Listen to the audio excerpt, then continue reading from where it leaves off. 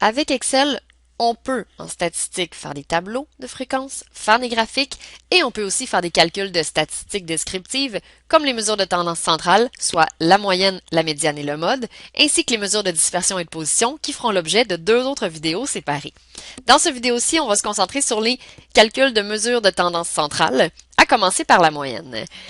La mise en garde la plus importante avant de se lancer dans les calculs de statistiques descriptives, c'est qu'Excel ne peut les calculer que s'il a accès aux données brutes.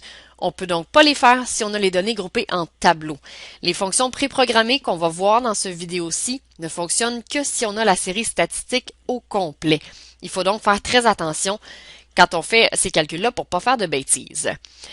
Une autre mise en garde, ou plutôt un conseil, ce serait, avant de commencer, de nommer vos données, comme on l'a vu dans la vidéo portant sur le gestionnaire de noms. Donc, s'assurer que votre série statistique porte un nom, ça facilite énormément le traitement par la suite.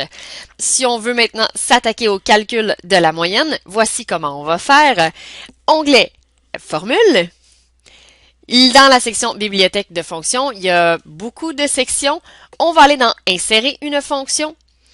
Dans la section Catégorie, il y en a plusieurs. On va aller chercher statistiques pour faciliter notre recherche. C'est classé par ordre alphabétique et les noms sont relativement bien choisis. Donc ici, on va aller dans les M pour aller jusqu'à la moyenne. Voilà. Il y en a plusieurs là-dedans. Si vous avez un doute, cliquez sur chacune, allez lire la description qui est en dessous. Dans le cas de la moyenne arithmétique, c'est-à-dire celle où on fait la somme de toutes les données et on divise par la suite par le nombre de données, c'est la fonction moyenne tout court dans Excel. On appuie sur OK pour valider notre choix. À cette étape-ci, Excel va vous demander les arguments de la fonction, autrement dit, la moyenne de quoi? Vous avez trois choix pour lui indiquer les données dont vous voulez calculer la moyenne. Le premier choix, c'est d'aller avec votre souris, cliquer si nécessaire sur un autre onglet et aller sélectionner vraiment la liste de toutes les données qui vous intéressent. Le deuxième choix, si j'efface ça, si vous avez préalablement donné un nom à vos données et que vous connaissez ce nom-là, par exemple ici si je veux utiliser la série de données variable A, je pourrais tout simplement taper le nom variable A. Excel reconnaît le nom comme étant valide et m'indique à côté ce que contient la série statistique qui s'appelle variable A. Ça fait mon bonheur, je pourrais appuyer sur OK.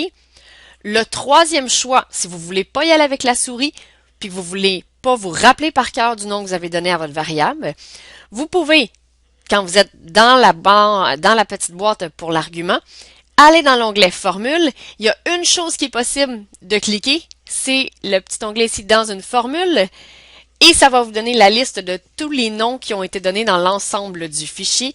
On peut donc aller cliquer sur celui qui nous intéresse et automatiquement il va le reconnaître. Donc on n'a pas besoin de le connaître par cœur, on peut y accéder via la liste.